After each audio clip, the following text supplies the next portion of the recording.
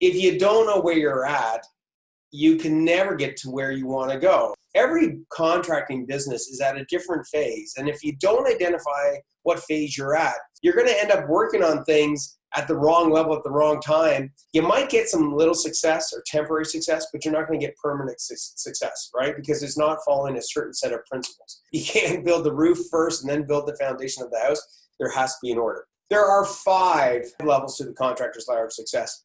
So the very first level is startup level. Startup level has got nothing to do with how long you've been in business. It's got nothing to do with how much money you're bringing in, because startup is really the foundational pieces that need to be put in place in your contracting business. Startup is a place where you'll know you're at if you have to babysit your crews a lot, right? If you have to handhold them, if it's primarily you and a truck and maybe one other person or 2 other people, but you don't really have that big of a team, so you can't offload things, where the business from a technician perspective requires you a lot to be on the tools, then you're at startup.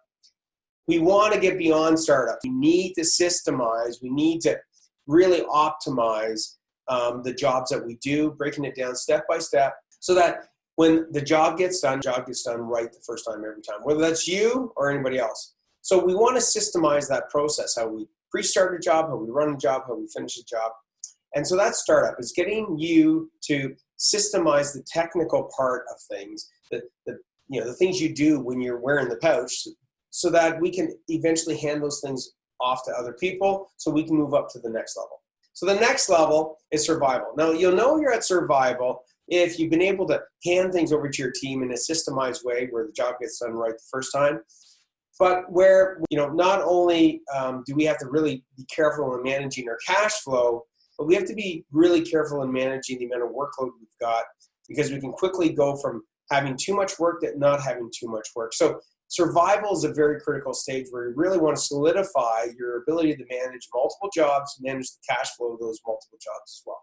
So again, that's survival, right? If you're more in the role as the business owner of managing your crews versus doing the technical work, you're more than likely at survival. Now, we want to get beyond survival into stability. Now, stability is a really special place. It's a place where a lot of contractors, where our clients really start to feel this momentum of like, wow, this business is actually starting to pay for my freedom. I'm able to have my crews underneath that foreman or project manager do the job right the first time, so I can actually take some time off and not work the 60, 70, 80 hours and actually be stable, knowing that when I go away, that stability factor is in place, that we've got enough cash flow, we're making the profits on the jobs that we want because we're in control of them. Next level up is scale. Okay, we want to be able to scale the business. And when we've got the right systems at startup to have the guys do the job right the first time, the ability to have foremen to run those jobs, multiple jobs, the ability to have a project manager, a right-hand person to sort of wear the hat of us as the owner, as well at the stability level, have the office synergistic, working together like a well-oiled machine between the field and the office. Then that gives us the ability to scale. And scale could be opening up a different shop. That could be expanding the portfolio of products that you have. So that's where we want to get is scale, because that allows us to have what's called a multiplier effect. It allows us to do one thing but get 2, 3, 4, 5x the effort that we put in. The last level is sell. Now, I'm not saying you have to sell your business once you get to scale. We got lots of clients that are at the sell level in the sense that they've built up this business and it just keeps building more value.